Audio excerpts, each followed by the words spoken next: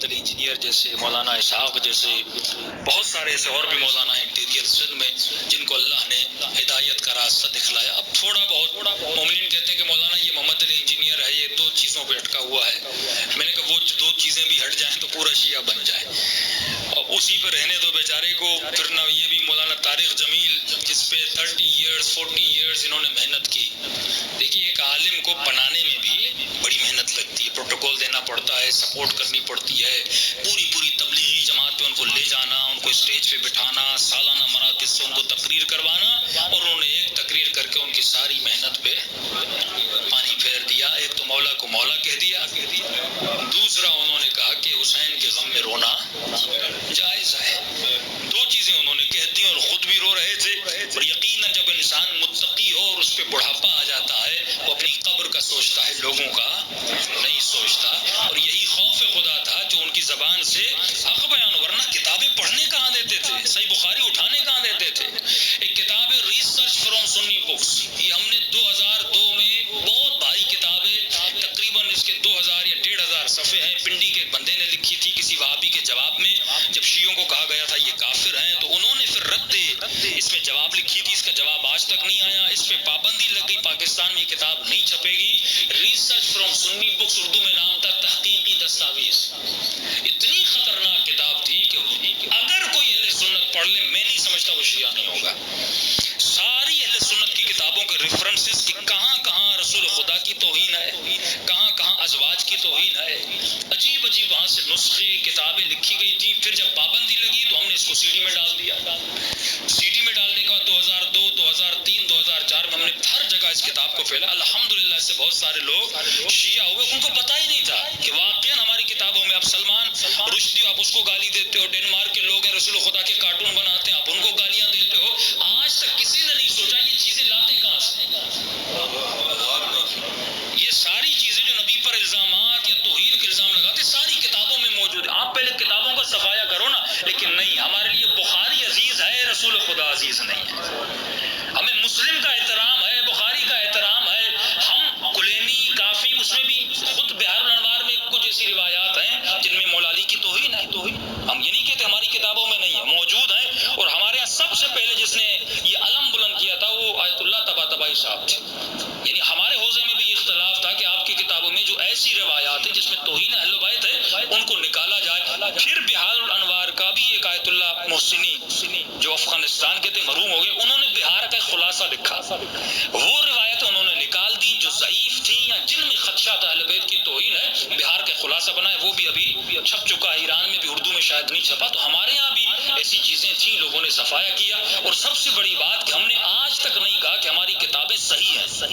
کسی کتاب کے سامنے لفظ صحیح موجود نہیں ہے. ہم نے کہا اس میں ضعیف بھی ہیں، اس میں قوی بھی ہیں. جو ملا پہلے انہوں نے مٹیریل کو جمع کیا، بعد میں آنے والوں کا کام تھا کہ اس کی چھاٹی کریں، اس میں جو صحیح ہے اس کو چھاٹا جائے. تو ہمارا یہ کام ہو رہا ہے. تو اہل سنت کیا بھی ہونا چاہیے کہ وہ حدیثیں، وہ روایات جو ضعیف ہیں جن سے یہ ملے کہ رسول خدا کی توہین ہو رہی ہے یا نبی کی بیوی کی توہین ہو رہی ہے، وہ ایسی ہمیں ممبر سے پڑھ بھی نہیں سکتا. لیکن اگر آپ تحقیقی دستاویز کو نیٹ پہ سرچ کریں، اگر نہیں ہے تو مجھے میسج کر دیں، ساری کتاب آپ کو بھیج دوں گا، اس میں سارے حوالے جات موجود ہیں. تو ہر مسلم کو، ہر مومن کو، ہر جوان کو یہ کوشش کرنی چاہیے وہ خود ریفرنسز پڑھے، خود اپنی کتابوں کو پڑھے. تو وہاں سے جو دین ملے گا وہ اور ہوگا، اور جو دین ان کے مفتی بتا رہے ہیں وہ دین اور ہے. صلوات پڑھے محمد وعلی محمد. بسم اللہ الرحمن الرحیم. تجھے دین کس کا اپنانا ہے؟ مصطفیٰ کا دین اپنانا ہے، کسی مفتی کا نہیں. جب کتابوں کی طرف لے جاؤ گے تو کتابوں سے پتہ چلتا ہے حق کیا تھا، باطل کیا تھا. میں نے ایک جملہ کا اس سال کراچی میں، اس کی تفصیل میں بعد میں آؤں گا. دو عقیدے اہل سنت کے کافی برادران مجھ سے رابطہ کرتے ہیں، پرسنلی میسیجز دیتے ہیں. دو عقیدے جن پر علمی طور پر بیٹھ کے گفتگو کی جائے. آپ جہاں یونیورسٹیز میں گفتگو کریں، محلے میں کوئی مسلمان برادر ہے اس سے گفتگو کریں. دو عقیدے، اگر ان عقیدوں پر آپ نے محنت کی نا، واللہ سارا پاکستان شیعہ ہو جائے گا. سارے محب اہل بیت ہو جائیں گے. پہلا عقیدہ ہے عدالت صحابہ کا. اب عدالت صحابہ مصر کے ایک بہت بڑے مفتی ہیں، کہتے ہیں کہ شیعوں نے بھی وہ عصمت اہل بیت کے لیے نہیں رکھی جو ہم نے اپنے صحابہ کے لیے رکھی. وہ کون سا عدالت صحابہ کا مطلب بھائی صحابی کبھی بھی غلطی نہیں کر سکتا. اب جب آپ تاریخ کھولتے ہیں غلطیاں تو ہیں، جنگ صفین ہے، قتل حجر ابن عدی ہے، جناب ابو ذر غفاری کو نکال دینا ہے، جناب عمار یاسر کا قتل، یہ تو سرعام محمد علی انجینئر مولانا اسحاق بیان کر چکے ہیں۔ تو جب یہ چیزیں پڑھتے کہتے ہیں نہیں، کیونکہ وہ عادل تھے۔ بھائی یہ کیسے عادل تھے کہ ایک نے دوسرے کو قتل کیا؟ اب یہاں پہ دوسرا عقیدہ جنم لیتا ہے، وہ عقیدہ ہے خطائے اجتہادی۔ اس پہ بہت سارے مسلمانوں نے میری مجلس میں کمنٹس کیا، تو میں نے کہا آج یہ بتا دوں تاکہ وہ اس کمنٹس کا جواب بھی ہو جائے، اور سالڈ جواب ہے۔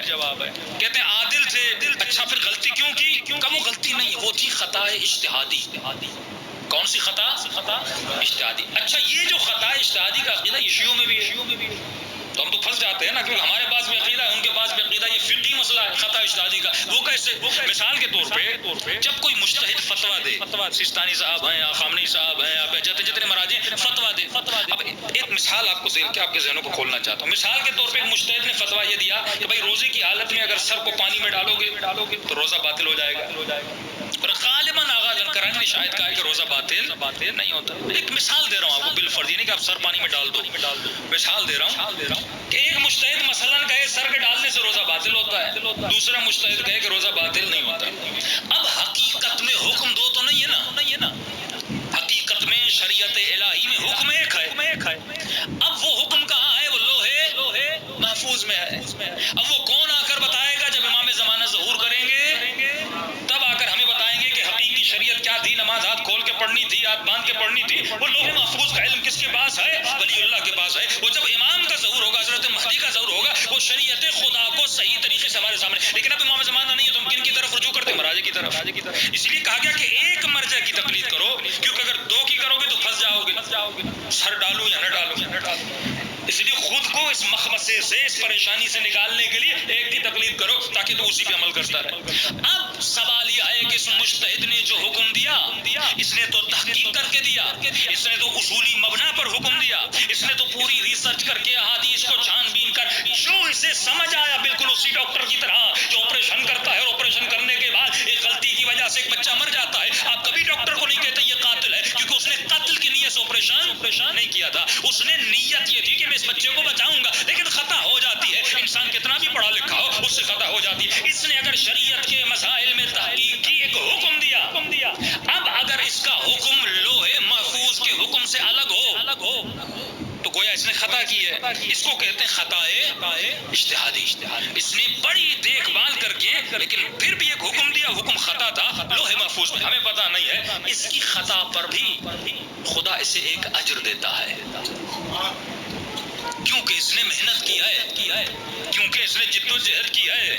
یہ نہیں کہ ڈاکٹر آپریشن کرے بچہ مر جائے اور آپ کے ڈاکٹر صاحب پیسے نہیں دوں گا، کوئی محنت تو میں نے کیا ہے، 2 گھنٹہ تمہارے بچے کے اوپر کھڑا تو ہوا تھا، اب موت و زندگی اللہ کے ہاتھ میں، جتنا میں کر سکتا تھا اتنا میں نے کر، اسے کہتے ہیں خطائے اجتہادی۔ اب اگر کوئی ایسا حکم دے جو لوہے محفوظ میں نہ ہو، لیکن وہ اپنی ریسرچ کے مطابق حکم صحیح دے لیکن لوہے محفوظ میں ویسا نہ ہو، اس نے خطا اجتہادی کی۔ ہماری فقہ میں بھی یہی ہے کہ اس نے جو خطا کی، اس کی خطا پر اس کو ایک جزا ملے گی۔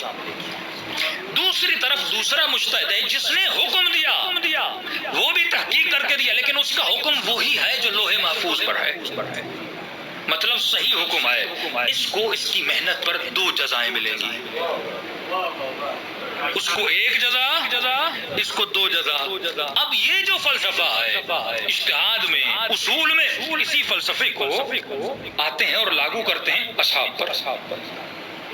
کہ امیر شام لڑے علی سے، برملا کہتے ہیں کہ علی حق پر تھے، امیر شام باطل پر تھا، لیکن خطا اجتہادی کی، اسے 1 جزا ملے گی، علی کو 2 جزائیں ملیں گی۔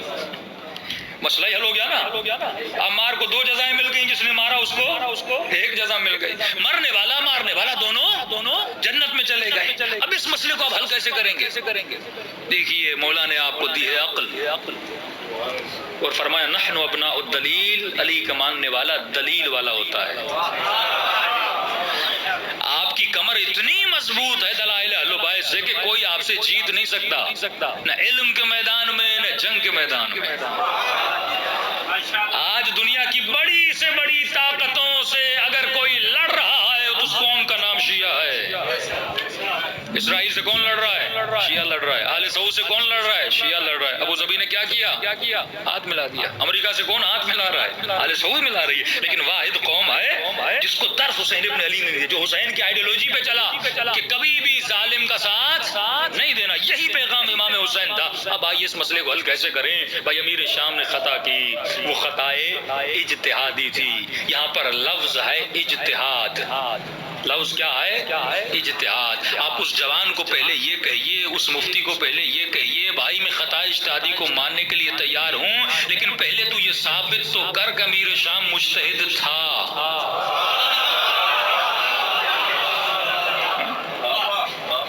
مرتے مر جائیں گے لیکن کبھی ثابت نہیں کر سکتے کہ وہ مجتہد تھے. کیوں؟ امام ابو حنیفہ مجتہد ہے، امام حنبل مجتہد ہے، امام شافعی مجتہد ہے، امام مالک مجتہد ہے، کیونکہ ان کی کتابیں ہیں، فقہی روایات ہیں، استدلال ہے. ہمیں امیر شام کے 4 صفحے لکھے ہوئے دکھا دے. 4 صفحے. جس کو مجتہد کہا جاتا ہے وہ صفات بھی تو ہونی چاہیے نا. میں کہہ رہا ہوں یہ فلاں یونیورسٹی کا پروفیسر، اس میں تو تعصب ہے ہی نہیں. میں پروفیسر ہو تو ڈگری دکھاؤ، عالم ہو تو علم دکھاؤ، بہادر ہو تو میدان سے نہ بھاگو. نشانی انسان کا وجود نشانی بتاتا ہے نا، کہ تم نشانی بتاؤ. اب کو نہیں فلاں آدمی، یہ تو بالکل ایسے ہے کہ ایک آدمی کا نام شیر علی ہو لیکن سب سے بڑا ڈرپوک ہو. بھائی نام سے تو کچھ نہیں ہوتا نا، نام بھی ہو اور نام کے ساتھ علی جیسا کام بھی ہو. تاریخ کھولو، یہ بہترین دلیل ہے کہ یہ کسی کا مجتہد ہونا ثابت کریں. واللہ تھک جائیں گے، ثابت نہیں کریں گے. آخر میں یہ کہیں گے کہ ان سے ہمیں 4 حدیثیں ملتی ہیں. اگر 4 حدیثیں ملنے سے کوئی مجتہد بن جائے تو کل سے سارے مسلمانوں کے بچے 10 حدیثیں یاد کر لیں تو سب کی فتاوا پر پھر عمل کرنا. صلوات پڑھے محمد و آل محمد.